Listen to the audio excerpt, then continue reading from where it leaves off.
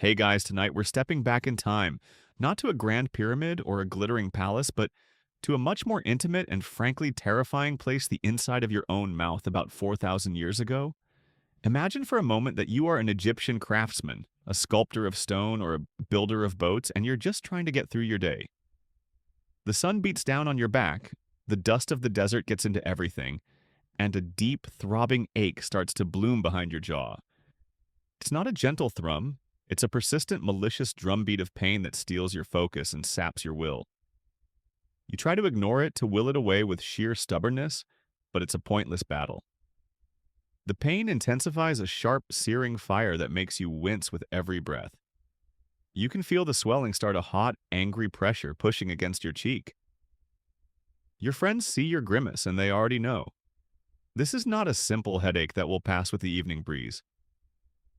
This is a toothache, a silent personal torment that could spell the end of your working life or even your life itself.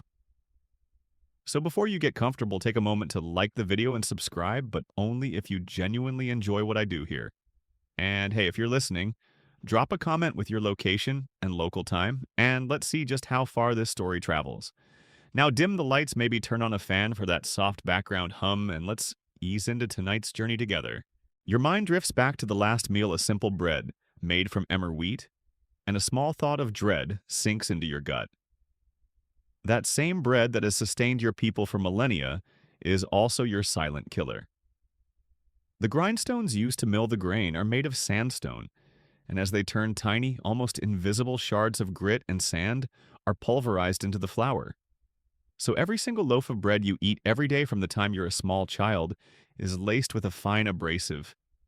It's like eating a meal of microscopic sandpaper. You can feel the wear on your teeth just thinking about it, a gradual, constant erosion that scrapes away at your enamel with every single chew. It's a slow, inevitable march toward ruin. For years you barely noticed it, just a faint roughness, but now a deep, dark fissure has appeared in a molar. This is where the enemy has found its foothold, where the bacteria and decay have finally penetrated the surface, and now they're throwing a party deep inside the root, and you're the unwilling guest of honor. You know you're in trouble. The stories you've heard, the people you've seen suffering from this very same fate. You know your options are limited, and they're all terrible. You're an Egyptian of means, not a slave to the fields, so you can afford to seek out a healer. But what can they really do? You've heard the whispers, seen the results. You take another step, a sharp jab of pain, shooting up your jaw, and you realize that your body, your very temple, has betrayed you in the most intimate way. And for this, there is no quick fix, no simple offering to the gods. You feel utterly, completely helpless. The sheer overwhelming agony of it is what stays with you. It's a pain that permeates your entire being, making it impossible to focus on anything else. You try to distract yourself, but every pulse, every heartbeat, every step you take on the coarse sand sends a fresh wave of fire through your jaw. You're not just a man with a toothache, you're a walking, breathing monument to a biological failing.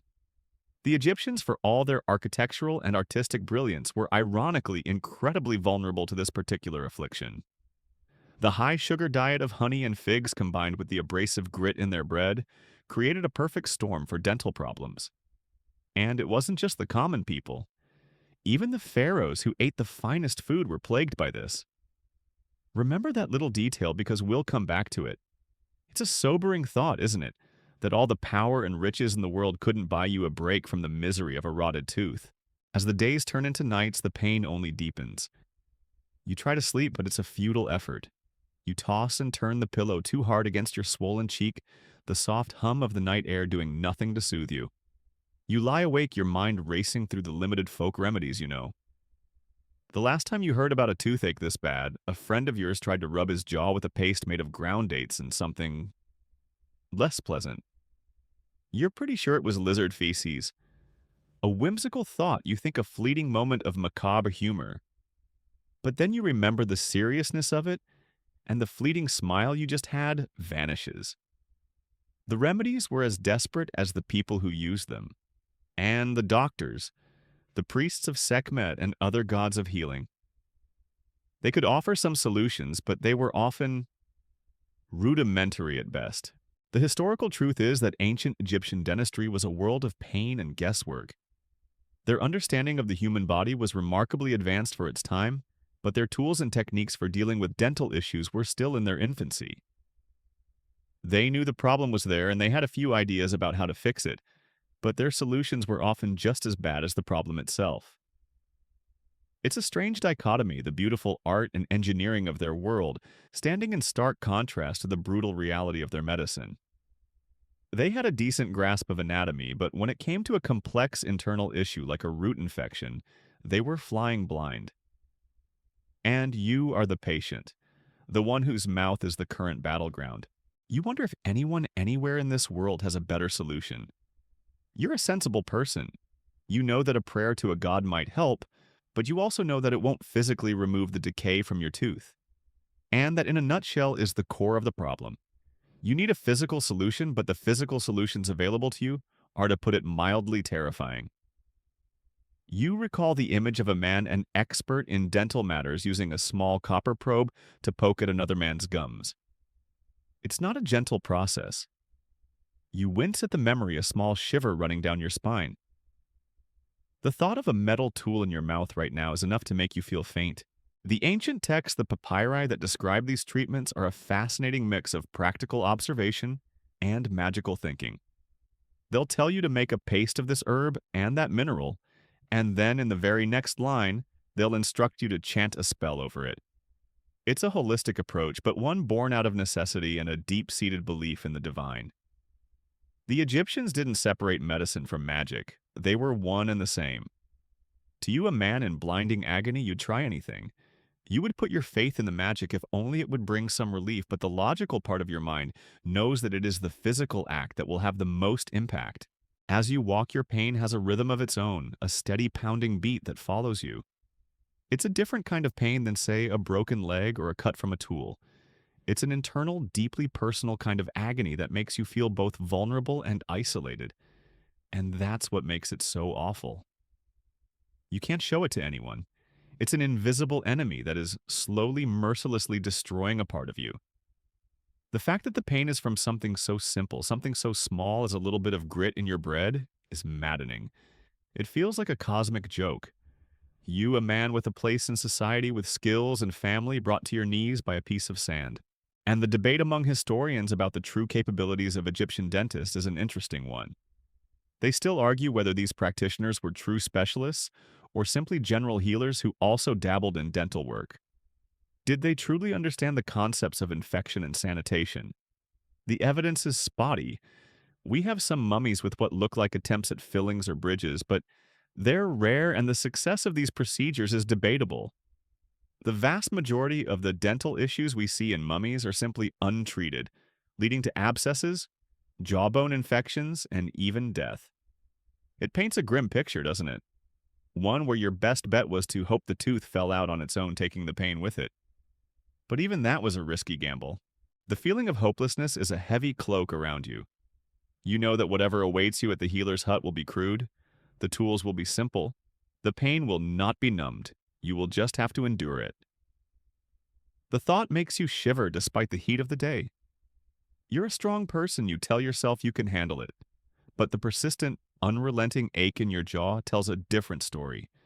It tells you that this is not a battle you can win with bravery alone.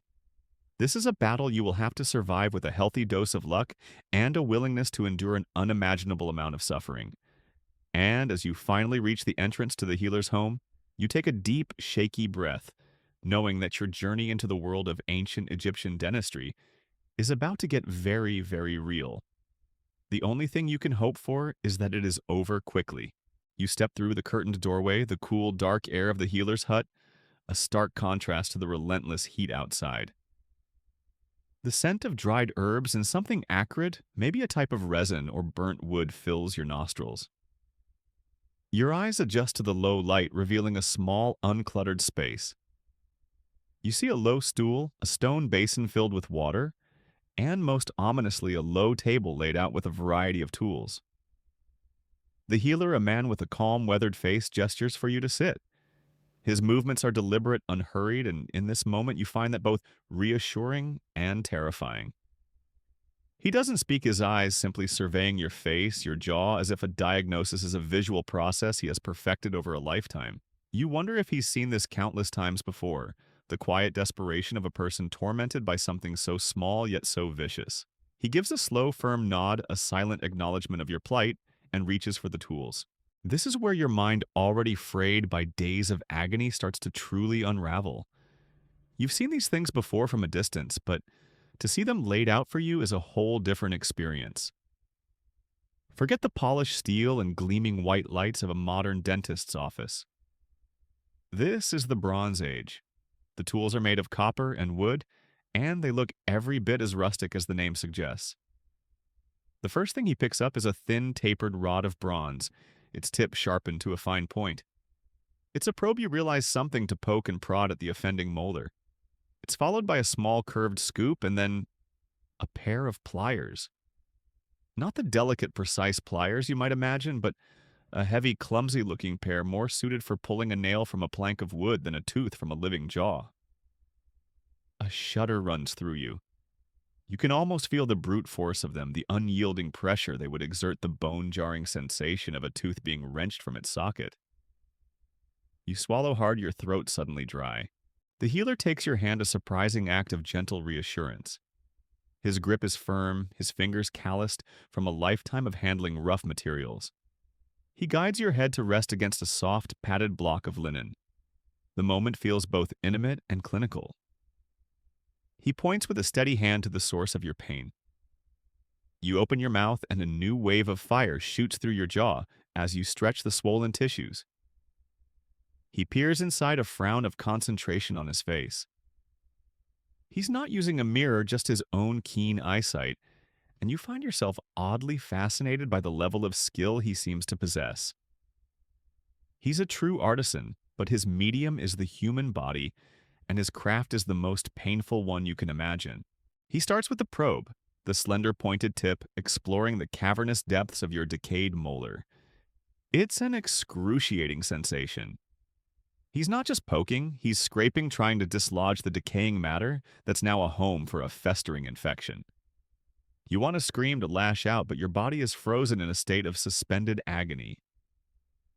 You can hear the dry, scratchy sound of the copper tip against the hard enamel, a noise that seems impossibly loud in the small, quiet room.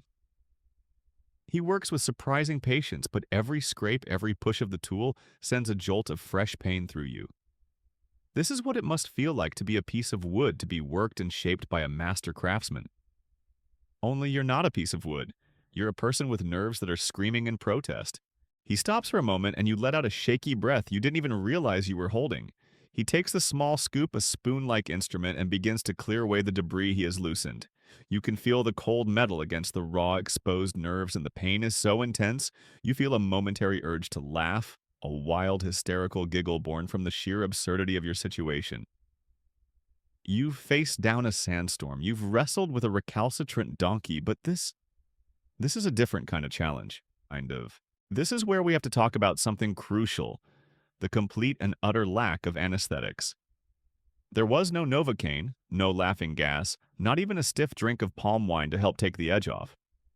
The most common historical fact about ancient Egyptian dentistry is this: the patient was expected to simply endure it. The pain was considered an unavoidable part of the process. Sometimes they might have a patient chew on a leaf of henbane, which had some numbing properties, but it was unreliable and often more of a distraction than a solution. And so you are a man in a hut with a copper tool in your mouth and nothing but your own fortitude to get you through the next few minutes. It's a sobering thought, a truly awful reality. And for a moment, you almost feel grateful for the terrible buzzing sound of a modern dental drill, because at least that comes with the promise of a numb mouth. The healer pauses again, and you can feel your whole body trembling. He picks up the pliers. The sight of them is enough to make your stomach lurch. You close your eyes, bracing for the worst. You feel a hand on your forehead, another on your jaw, holding you steady. Then the cold, hard metal of the pliers closes around your tooth. You feel a pressure like you've never felt before, a slow building force. He's trying to dislodge the molar, to work it free from its socket. The pain is a firestorm, an explosion of agony that shoots through your entire skull. You bite down on a piece of leather he's given you, a futile attempt to redirect the pain, and you hear a sickening crunch, a sound that echoes in the quiet room. You can feel the root tearing a series of small, sharp explosions that feel like your very jawbone is cracking. After what feels like an eternity but was probably only a few moments, the pressure gives way to a shocking, empty void. The tooth is gone. He holds it up for you to see, a small, dark, rotted thing. It's hard to believe that this tiny object was the source of such immense suffering. He motions for you to rinse your mouth with a mixture of water and something bitter, and you spit out a crimson cloud into the basin. The pain is still there, a throbbing, pulsing echo of the previous agony, but it's different now. It's the pain of a fresh wound, not a festering infection. It's a pain you think, manage. You are alive, and the tooth is out. The relief is so profound that you feel a little dizzy, as if the weight of days of suffering has finally been lifted from your shoulders. Now, here's a little-known detail that really adds to the horror of it all. Remember that famous Ebers papyrus, one of the oldest medical texts in the world? It contains a recipe for a dental paste meant to treat loose teeth. It was a mix of powdered frankincense malachite and yellow ochre mixed with honey. It sounds somewhat benign, but the application was less so.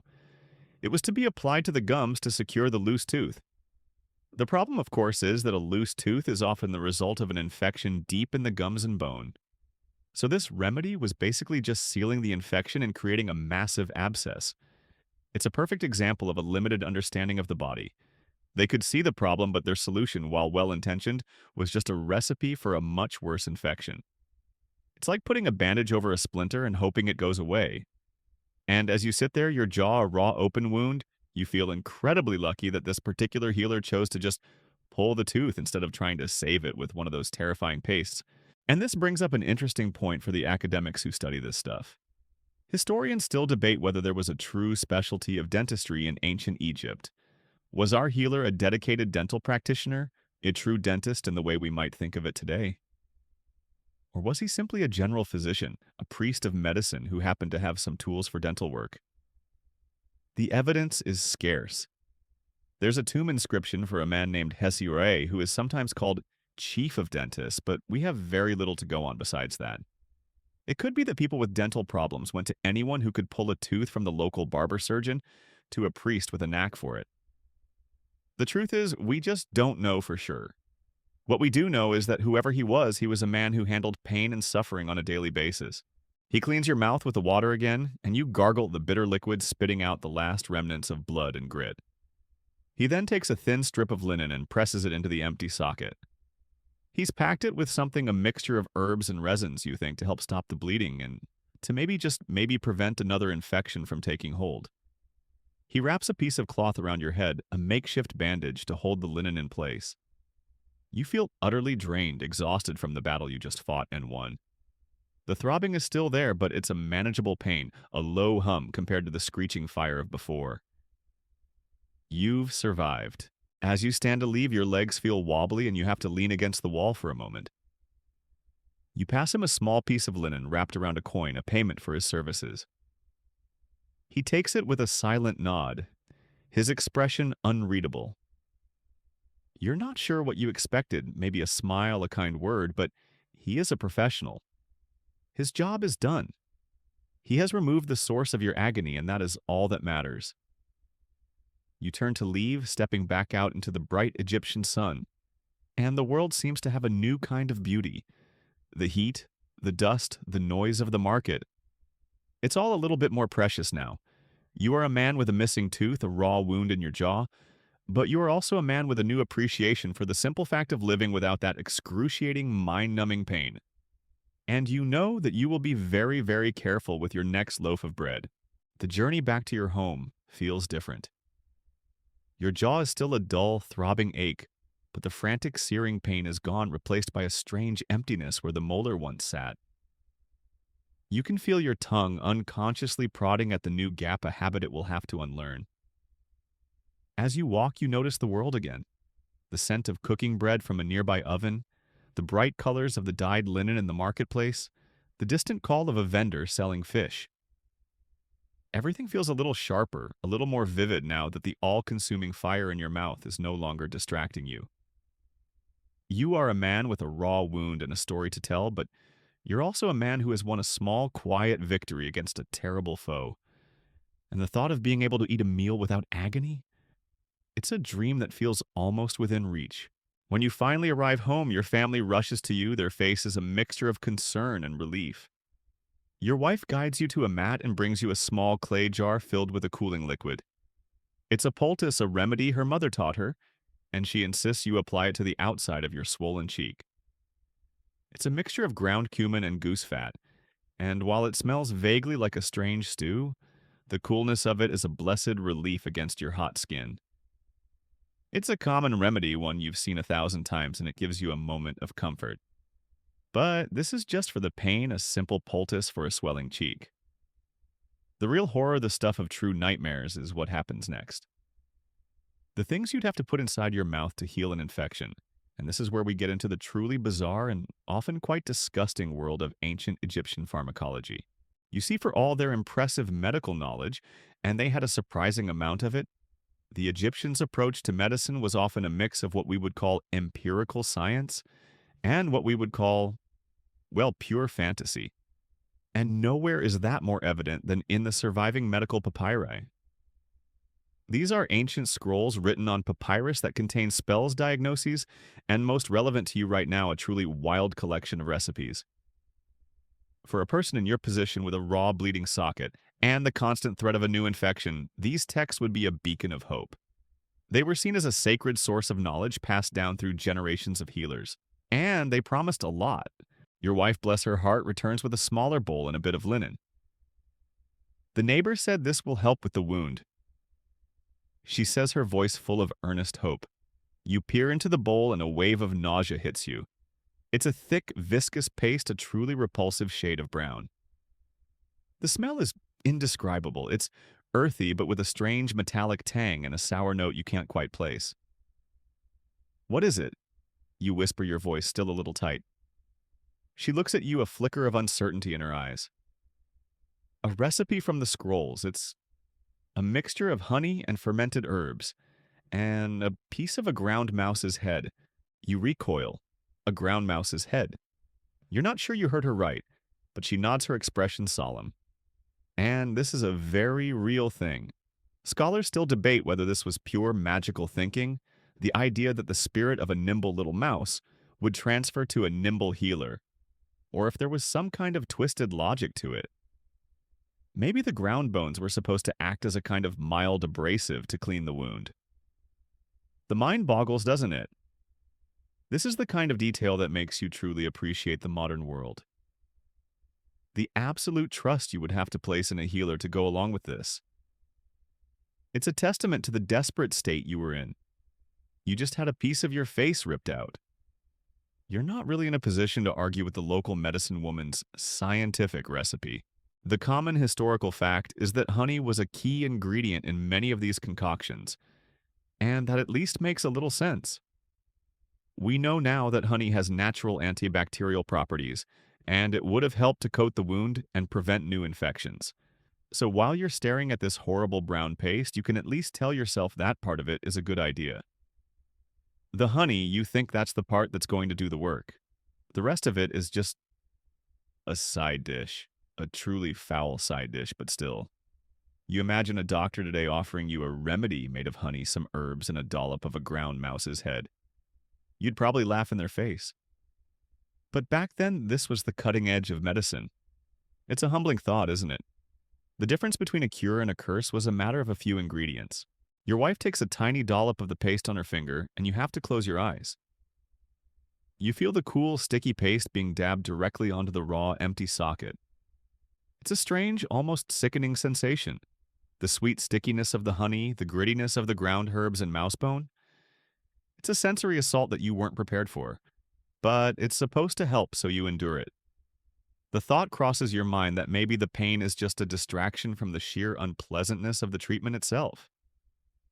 A little joke your mind plays on you to get through this. Another recipe you've heard about, and thank the gods you didn't need it, was for a dental filling. For a decayed tooth that hadn't yet been pulled, A healer might try to create a concoction to fill the cavity. A specific little-known detail from one of the papyri describes a mixture of barley flour and incense for this very purpose. The idea was to create a paste that could be packed into the hole, creating a barrier against further decay. Of course, without the proper tools to clean out the decay first, this was a completely pointless and probably counterproductive exercise. It was just sealing in a whole lot of bacteria and pain. It's like trying to fill a hole in a boat without bailing out the water first. A beautiful idea, but fundamentally flawed. And this is where the academic debate really comes in. Scholars still debate whether the Egyptians' medical texts were based on a form of empirical science, with healers trying various concoctions and documenting the ones that seemed to work, or if they were purely magical with the ingredients chosen for their symbolic rather than their physical properties. For instance, the use of a mouse head might be magical, but the use of honey is likely based on experience. It's a fascinating and still unresolved question. A patient like you would have been the living embodiment of that debate, a guinea pig, in a world where magic and medicine were not yet separate entities. As the foul-tasting poultice sits in your mouth, a low, buzzing sensation begins to spread.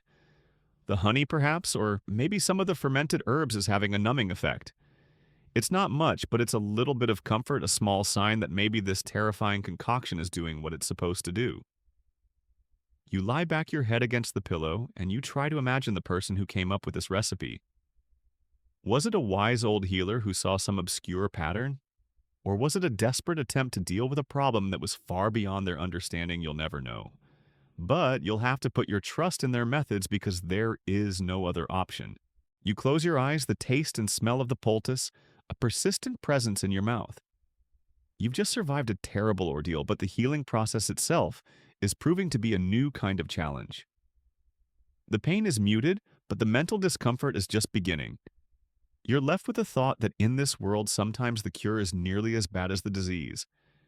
And you find yourself wondering what other terrifying medical marvels await you down the line in a future where there are still no dentists.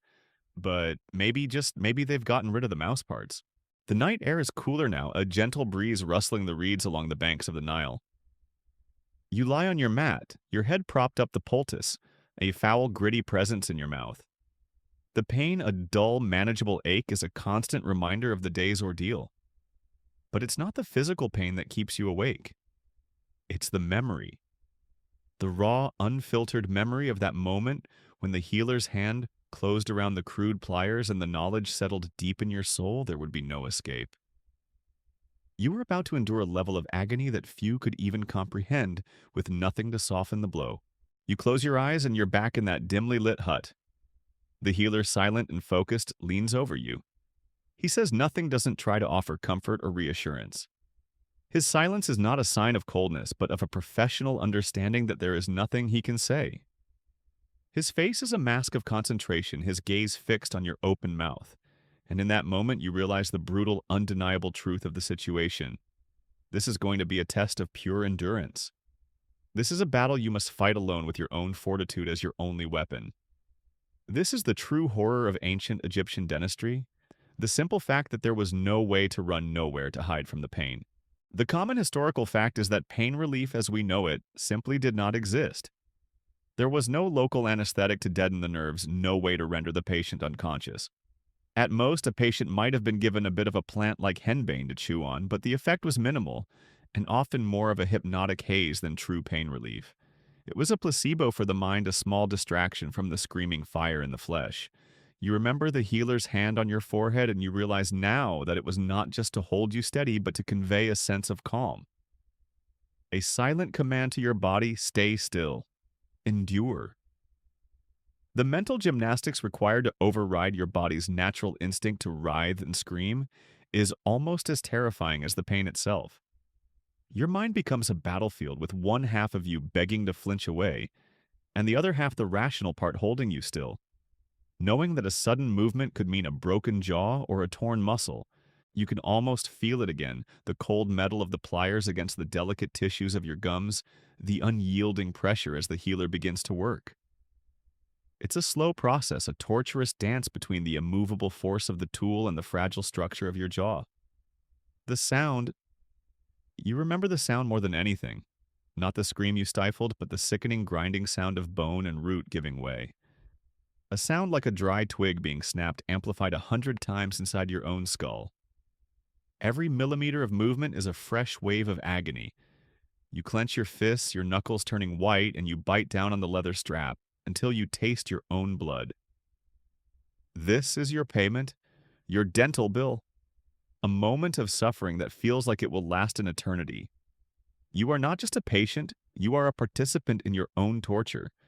It's a strange kind of intimacy, this shared moment between you and the healer.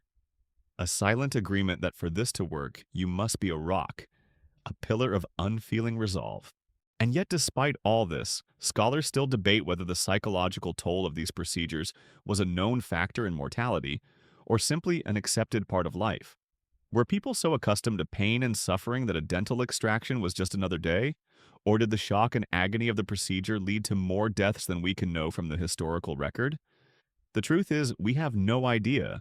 The papyri talk about the physical ailments, but they are silent on the mental and emotional trauma. And you lie there, a living testament to that psychological toll. The memory is seared into your mind, a brand of agony that will never truly fade. As the pliers closed around the tooth, you remember a brief flicker of a thought. This is it. This is how I die. It wasn't a dramatic thought, more a simple, quiet acceptance of the possibility. A man could die from an infection, yes, but he could also die from the sheer overwhelming shock of a moment like this. The sudden jolt of pain could be enough to stop a heart. It's a surreal, dark kind of irony that a civilization so advanced in engineering and medicine could be so utterly helpless against a simple internal problem. It's like being able to build a pyramid, but not a simple bridge over a small river. It's a failure of imagination, a failure of science, and you were the one who had to live through it. A little-known detail from some of the later Egyptian texts suggests that some healers may have practiced a form of hypnosis or a meditative trance to help patients endure the pain. The idea was to put the patient in a calm, almost detached state so they could observe the procedure without feeling the full force of the pain. The healer might have used rhythmic breathing, soft chanting, or a series of repetitive hand motions to lull the patient's mind into a state of submission. You wonder now if that's what the healer was doing. That steady, unwavering gaze, not an act of clinical detachment, but a quiet attempt to guide your mind to a place of inner calm. Did it work? You're not sure. All you remember is the pain, but perhaps if not for that effort, the pain would have been even worse, 1,000 times worse. You finally let out a long, slow breath, your body relaxing as the memories recede. The physical pain is now a familiar friend, a low thrum that will likely stay with you for days. But the fear, the memory of that utter helplessness, that is the true legacy of the ordeal. You are a survivor, yes, but you are also a person who has come face to face with the limits of your own resilience. You have been broken and put back together, a new part of you permanently altered by the experience. And as you finally drift off to sleep, you are grateful. Grateful for the pain, for it means you are still here. And grateful for a world that, despite its many horrors, has given you a chance to feel what it is to be fully alive with all the pain and the relief that comes with it. The morning sun, when it finally filters through the small window, feels different. It's not the same relentless heat as yesterday. It's a new day, and with it, a new kind of normal. You wake with a dry, stiff feeling in your jaw, and the lingering coppery taste of blood mixed with the foulness of the poultice. Your tongue, a creature of habit, seeks out the space where your molar once lived and finds only a smooth, empty cavern. It's a strange, almost surreal feeling. You are whole, but you are also less than you were before. And you find yourself thinking not about the terrible tools or the awful remedies, but about a much more fundamental and insidious problem. Your wife brings you a bowl of warm, watered-down porridge, a soft and gentle meal for a tender mouth. The thought of chewing on anything solid right now is enough to make you wince. The porridge goes down easily, a soothing sensation, and you find yourself profoundly grateful for its texture. And as you eat, you reflect on the source of all your recent misery. It wasn't a sudden illness or a careless accident. It was a lifetime of eating. It was the food that kept you alive that was slowly, patiently killing your teeth. The common historical fact is this: the diet of the ancient Egyptians, particularly the daily staple of bread, was a primary cause of widespread and horrific dental disease. The sheer scale of the problem is mind-boggling. When modern archaeologists and researchers examine the dental remains of mummies, they are not looking for a few bad teeth. They are looking at a dental disaster on a society-wide scale. You have a glimpse of that reality in your own mouth, but why the answer is both simple and terrifyingly mundane. It all comes down to the bread. You've eaten it since you were a small child, a food so central to your existence that your very word for food is often just bread. But have you ever really thought about how it's made? The process begins with emmer wheat, a hardy grain with a tough husk. It's pounded with heavy wooden mallets to separate the grain from the chaff. Then comes the grinding. The grain is placed on a large flat slab of stone, often a coarse sandstone. And you're not talking about a smooth, polished grindstone. You're talking about a slab of grainy, gritty rock. The grain is then ground with a smaller rounded stone, a process that takes an immense amount of time and effort. As the two stones scrape against each other, pulverizing the grain, tiny microscopic shards of the rock break off and mix in with the flour. It's an unavoidable part of the process. It's like eating a meal of microscopic sandpaper day in and day out for your entire life. With every single bite of bread, you are subjecting your teeth to a slow, methodical erosion. You can practically feel it now, the way your teeth, worn down by years of this, have lost their sharp edges. The enamel, that hard, protective outer layer, is worn away with every passing year.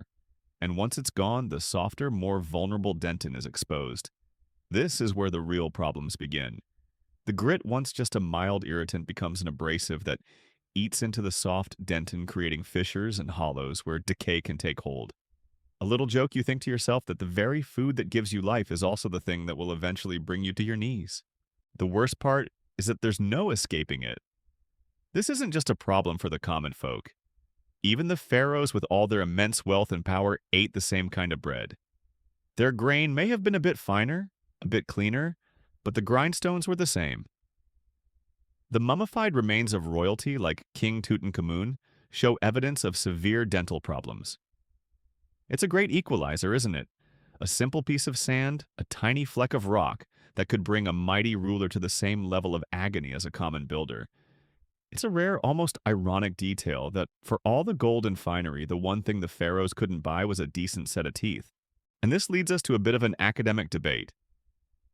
Scholars still debate whether the dentalware was a universal affliction, or if certain social classes were more or less affected. Was the bread of the priests and scribes truly superior, or was it just as gritty as the bread of the laborers? The archaeological evidence suggests that while there may have been minor differences, the problem of dentalware was widespread across all social strata. The desert was simply too dusty, and the methods of milling grain were too primitive for anyone to escape the issue. Your toothache, you realize, was not just a personal affliction. It was a legacy you shared with every single person in your society, from the highest to the lowest. As you finish your porridge, the reality of it all sinks in. Your ordeal is over for now. The pain is manageable, and the empty space in your mouth will eventually be a familiar part of you. But you know this is not the end. The same diet, the same gritty bread that was the source of your misery will continue to be a part of your daily life. And it's only a matter of time before another tooth worn down by a lifetime of tiny abrasive grains gives way to decay and infection. You are forever caught in this cycle, a prisoner of your own sustenance. The only thing you can do is be a little more careful with your eating, maybe chew on the other side of your mouth for a while. A small, almost laughable effort against a problem that is as vast and relentless as the desert itself.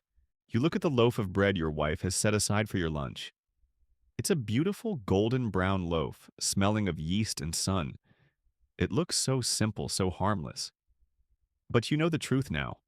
You know that inside that innocent-looking bread, a million tiny enemies are waiting.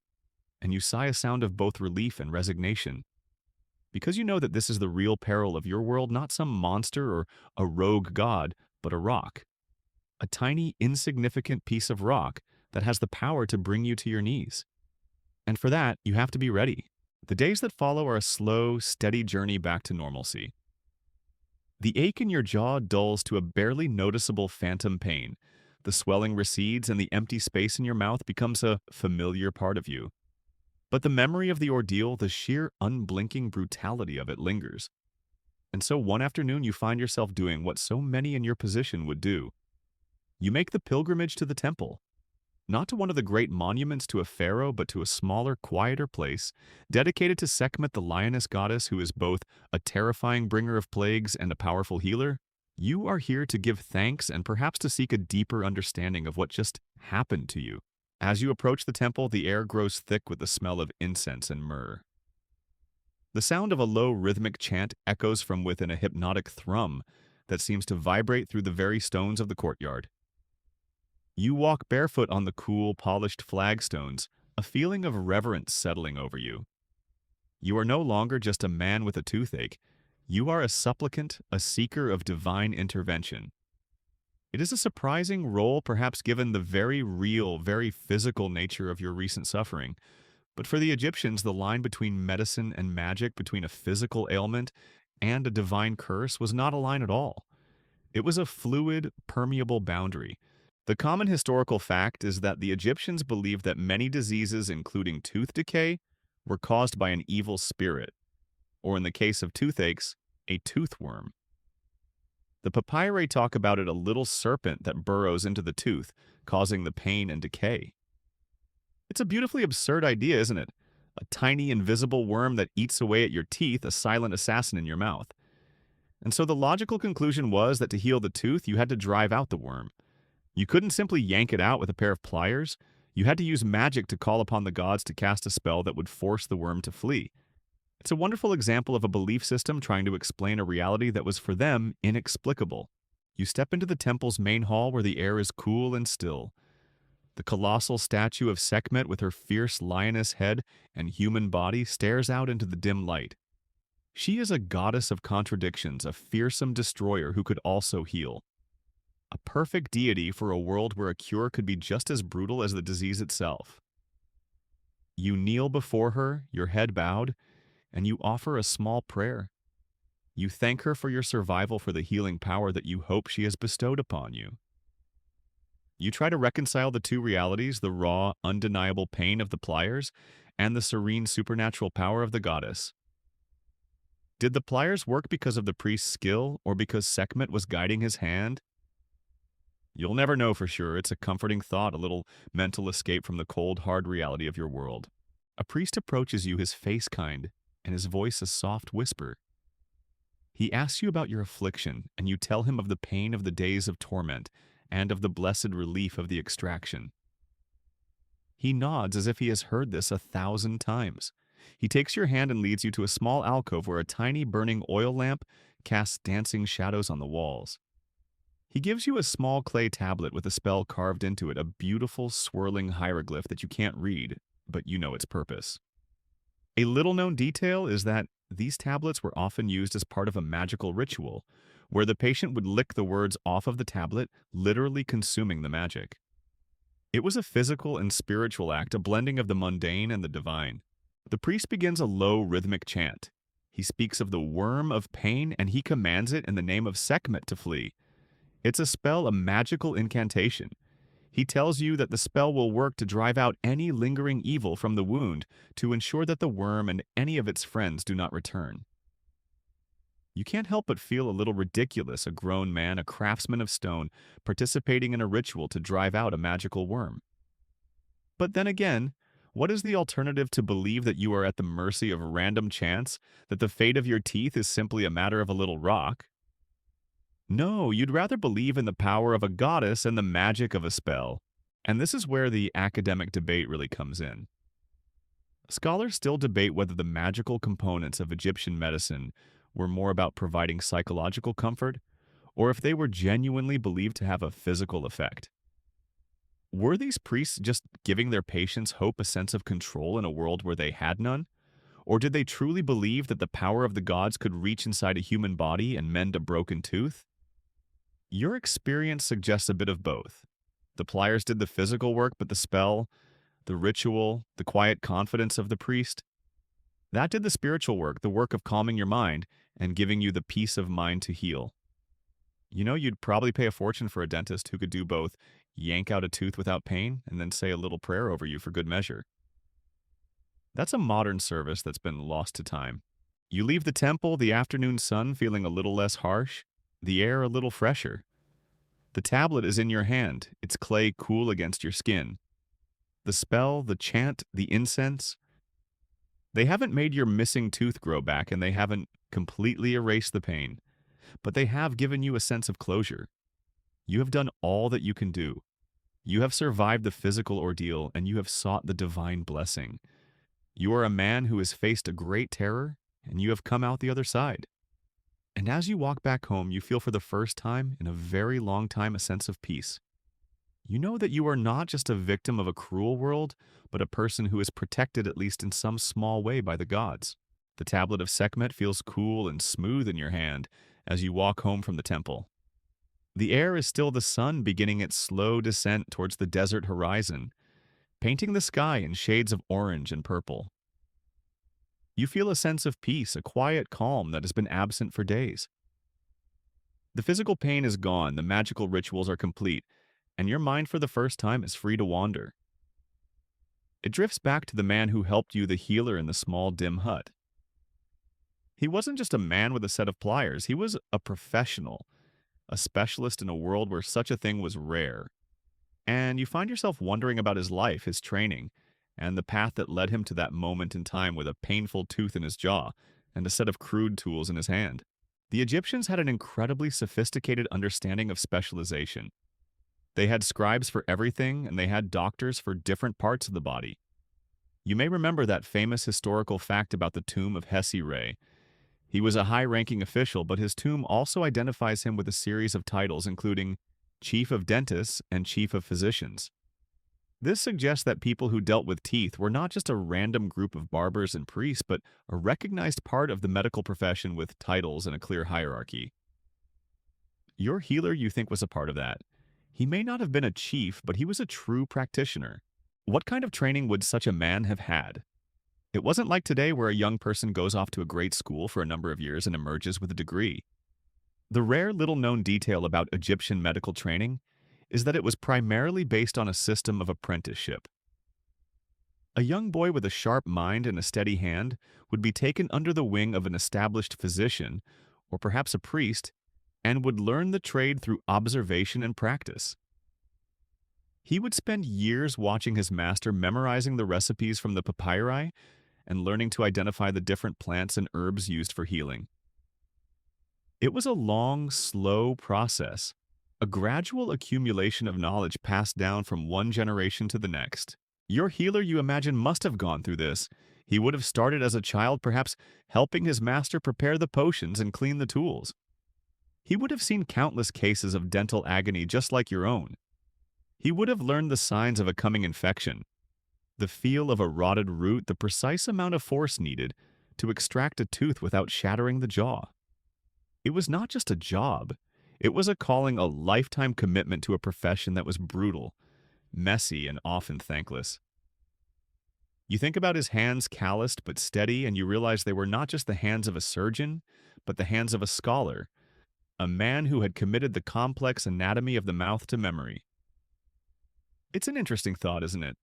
A man who is part scribe, part surgeon, part artisan, all wrapped up into one. The job interview for a position like that must have been intense. So you say you have a good sense of rhythm, a steady hand, and an iron stomach. Excellent, you're hired. The life of such a practitioner was not easy. He would have been on call for his community, his home, a place of pilgrimage for the sick and the suffering. He would have seen not just the dental problems, but the infections, the broken bones, the plagues. He was a general practitioner, a man who had to be ready for anything. And yet his specialization was so rare that his skills would have been highly sought after. You think about all the people who came before you, the silent patients who sat on that stool, their faces contorted in agony, and you wonder about his own patient satisfaction scores. Were they good? Or were people just grateful that the ordeal was over regardless of the outcome? A little joke, you think, a way of dealing with the grim reality of it all. And this is where the academic debate really comes into play. Scholars still debate whether these specialists were truly dedicated to a single field or if they were general practitioners with a particular skill set. Was your healer a dentist first and a physician second, or was he a physician who happened to be skilled with the teeth? The titles from the papyri are often vague and can be interpreted in multiple ways. The truth is probably somewhere in the middle. A man like your healer would have had a broad base of knowledge, but his talent and his reputation would have been built on his specialized skills. He was the go-to guy for a toothache. He was a rare and valuable asset to his community. You think about the hours he must have spent in the cool darkness of his home, working on his tools, studying his scrolls.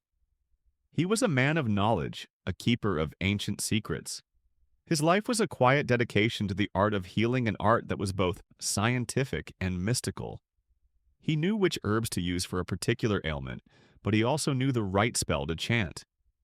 He was a bridge between the physical and the spiritual, a man who understood that to truly heal you had to tend to both the body and the soul. And you are a living testament to his skill. A small, painful example of the kind of work he did every single day. A quiet, humble hero in a world that didn't have heroes. A man whose profession was so rare you were just lucky to have found him. The weeks that follow your ordeal are a kind of quiet grace. The phantom pain fades, the empty space in your mouth becomes a familiar part of you, and you return to the rhythm of your life.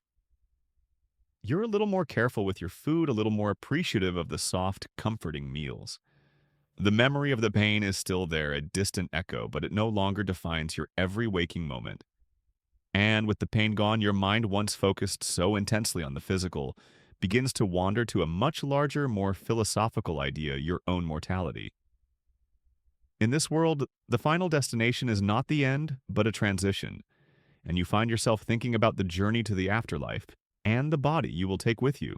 You see, for the ancient Egyptians, the body was not a temporary vessel. It was a sacred, vital part of your eternal soul, a vehicle for your journey into the next life. And so the process of mummification was an art form, a meticulous ritual meant to preserve the body in a state of perfection for eternity. But what happens to the teeth in that process? What happens to the teeth that have suffered a lifetime of grit and decay? They are a part of you, an intimate record of your life. And you find yourself wondering what story your own teeth will tell when many centuries from now some future scholar looks upon your mummified remains. This is the great, powerful secret that the mummies hold. They are the ultimate record keepers. The common historical fact is that mummies with their preserved bodies are a primary source of information about ancient Egyptian health. We don't have to guess what their lives were like. We can see it writ in bone and flesh. And the story that their teeth tell is almost always a grim one. When a modern-day researcher carefully unwraps the linen bindings from a mummy's head and finally gets to the teeth, what they see is a catalog of horrors. It's not just a few decayed teeth. It's often a full set of teeth worn down to the gums, with abscesses that have burst through the jawbone and telltale signs of infections that must have been excruciating. It's a sobering dental record that needs no papyrus and tells a much more honest story than any scribe ever could. A lot of the time, the mummies show no sign of treatment at all, just raw, untreated decay. But sometimes you see something different. A rare historical detail is the discovery of what appear to be ancient attempts at dental surgery. For instance, in some mummies, researchers have found what looks like a primitive dental bridge, a loose tooth held in place with a thin wire of gold or even bronze. It's a beautifully crafted piece of work, a small act of kindness in a world of brutality. There's a particular mummy that was found with what seems to be two teeth that had a hole drilled between them to allow for drainage of an abscess. It's a level of surgical precision that is mind-boggling, a testament to the skill of the few practitioners who had it. And you look at these finds and you wonder, were these procedures performed on the living, a last-ditch effort to save a tooth? Or were they post-mortem attempts by the embalmers to make the deceased look more presentable for their journey into the afterlife? And this brings up the most fascinating academic debate of all scholars. Still debate whether the signs of dental work found in mummies were performed on the living, or were post-mortem attempts to prepare the body for the afterlife. This is a crucial question. If they were performed on the living, it means that the healers were more skilled than we ever imagined, willing to perform complex surgical procedures in a world without anesthesia. But if they were done after death, it suggests a different kind of belief that a perfect body, even a perfect dead body, was essential for the afterlife. You find yourself smiling a grim and knowing smile. It would be a cruel cosmic joke, wouldn't it? To go through a lifetime of agony from a toothache only for someone to fix it after you're already dead. As you go about your life, you can't help but see the world with new eyes. You see the baker in the marketplace selling his bread, and you can't help but wonder about the fate of his teeth. You see the children running and playing their smiles, a bright, beautiful thing, and you wonder how long they have until the first tooth begins to rot. You're now a man with a secret, a man who understands the truth of the world, a truth that is hidden in plain sight in the food we eat and in the bodies that will be buried and preserved for all of eternity. It's a sobering thought, a constant reminder of your own mortality, but it is also a source of strange comfort. Your pain, your suffering, it was not for nothing. It was a universal experience, a shared affliction that ties you to everyone else who has ever lived in this great civilization. You realize that your body is a kind of living record, a testament to the brutal realities of your time. Your missing tooth, the empty space in your jaw, it will be a part of you for the rest of your life and for all of eternity. And you find yourself thinking about the embalmers, the men who will one day come to prepare your body for the next life. You wonder what they will see. Will they see the signs of a great affliction? Will they see the empty socket, the missing molar? Or will they, in their quiet, methodical way, just see another body, another person whose life was a series of trials and tribulations, of which a toothache was just a small, painful part? It's a quiet, humbling thought, and you realize that your body, your very existence, is a kind of historical document, a record of a life lived, a life that was both grand and beautiful, and also in the most intimate way, terribly, terribly awful. The sun beats down on your back, the dust of the workshop filling the air as you resume your work. The rhythm of the chisel against the stone is a familiar, comforting sound. Your life in all its mundane daily glory has returned. The pain, the fear, the strange rituals, they feel like a distant dream, a bad memory that is slowly fading into the backdrop of your daily existence.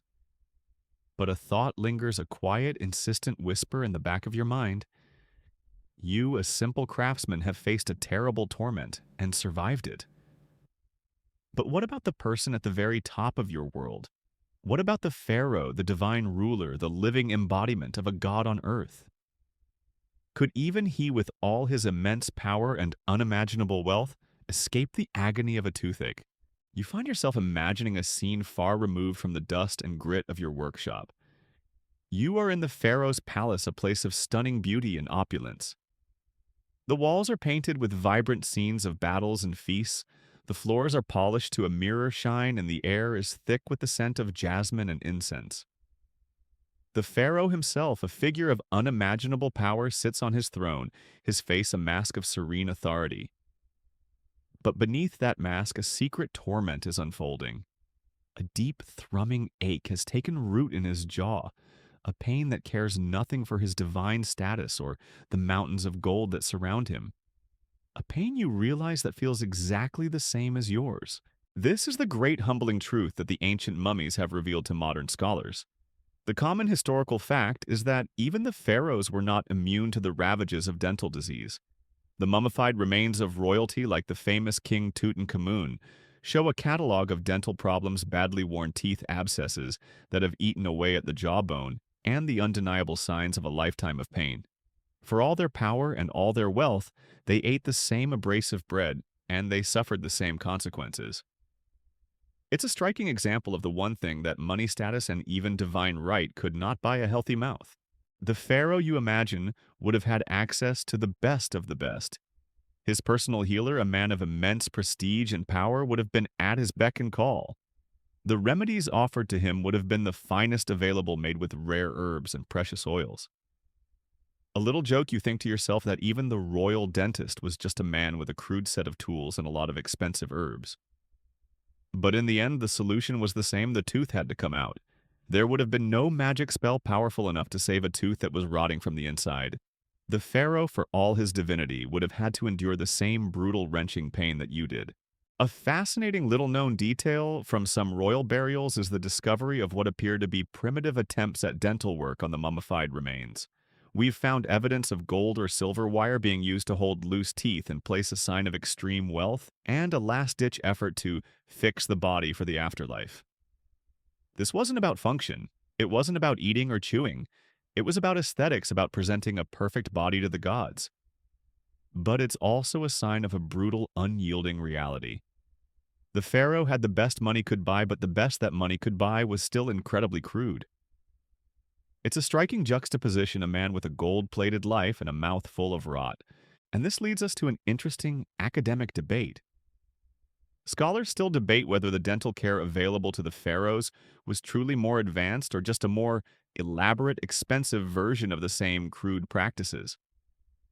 Was the gold wire a sign of a superior medical procedure or just a more luxurious version of a bronze wire? The evidence for the most part suggests the latter. The pharaoh's suffering was just as real, just as raw, and just as brutal as the commoners. The pain, you realize, is a great equalizer. It doesn't care about your station in life, about the gold in your treasury, or the number of servants you have. It just is. And in that way, you, a simple craftsman, shared a deeply personal, intimate bond with the man who ruled your world. As you work, you find yourself feeling a strange kind of empathy for the man on the throne. You're not a subject, a supplicant, or a worshiper in this moment. You are a person who understands his pain, and he is a person who understands yours. And you realize that for all the glory and all the power, the simple fact of living in this time, of eating this bread, of being in this world, is to be a person who will eventually suffer from a toothache. It's a silent universal truth, a great secret that is shared by everyone from the lowliest servant to the divine king. It's a strange, humbling thought, and as you continue to work, you find yourself feeling a little less alone in your suffering, a little more connected to the world around you, because in the end, whether you're a craftsman or a king, a toothache is just a toothache. The days turn into weeks, and the seasons change. The air grows cooler, and the harsh sun of summer gives way to the gentle breezes of a new season. Your missing tooth is now a part of you, a familiar smooth space in your mouth. You've returned to the rhythm of your life, but you are a changed man. The suffering you endured, the knowledge you gained, they have become a part of you. You are no longer just a craftsman.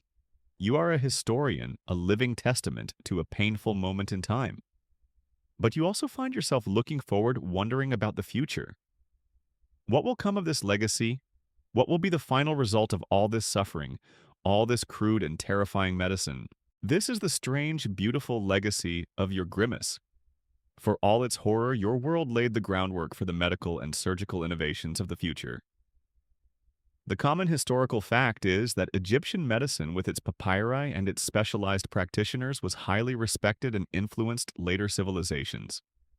The Greeks and Romans, those great students of your world, revered the knowledge you possess. They studied your scrolls, they adopted your methods, and they built upon the very painful foundation that you and your people have laid. Your suffering was not in vain. It was a part of a long, slow, and often brutal journey toward a better future for all of humanity. Imagine, if you will, the slow, methodical march of progress. The copper tools of your time, so crude and so terrifying, would one day give way to tools of iron and then steel, each one a little sharper, a little more precise. The knowledge of the body, so limited in your world, would be expanded upon century after century, with each generation adding a new piece to the puzzle. The idea of the tooth worm would one day be replaced with the scientific understanding of bacteria and infection. The foul poultices and magic spells would be supplanted by real medicines created in a lab rather than gathered from a field. It would be a slow, painstaking evolution, a long, long-term study in which humanity was the subject. And a little joke, you think that your painful contribution to that study was so significant. A little-known detail from later history, for example, is the slow evolution of the tools themselves. The simple, brutal pliers of your time would eventually be replaced by more sophisticated instruments designed to be less destructive. We have found evidence from later periods of iron tools, a sign of a new, stronger material that allowed for a greater degree of precision. And we have even found early attempts at dental prosthetics crafted from ivory or animal bone a sign that people were not just trying to endure the pain, but to replace what they had lost.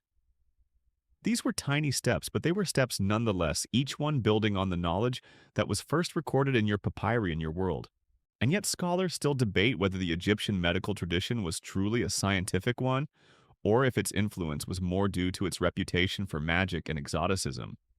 Was the world so fascinated by the mystique of Egypt that it adopted its medicine, even the parts that didn't work? Or was it truly a science, a collection of trial and error observations that was the best the world had to offer? The answer, you realize, is probably a blend of both.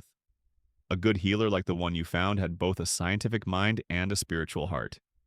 He understood that to truly heal, you had to tend to both the body and the spirit. It was a complex, beautiful, and often terrifying world, but it was a world that, in its own way, was trying to do its best. And in that, you find a sense of peace. You have endured the crucible of ancient dentistry, and you have survived. You are a man with a story, a history etched in the bone of your jaw, and you are a part of a long, long line of people who have suffered, who have endured, and who have, in their own small way, contributed to the slow, steady march of progress. Your grimace was not just a grimace of pain. It was a grimace of defiance, a sign that you would not be broken, a symbol of a world that was trying to heal itself one terrible, painful tooth at a time. And in the end, that is a beautiful thing. Now, as the sun finally sets and the cool night air settles over the land, let the images of the past begin to fade. The dusty roads, the crowded market, the pain in your jaw, let them all recede into the soft shadows of your mind. There is no more pain now, no more fear. The journey is complete and you can finally rest. The air is still, the world is quiet, and all that is left is the gentle sound of the night. Let yourself drift. The bed is soft, the covers are warm, and the darkness is a gentle, comforting blanket.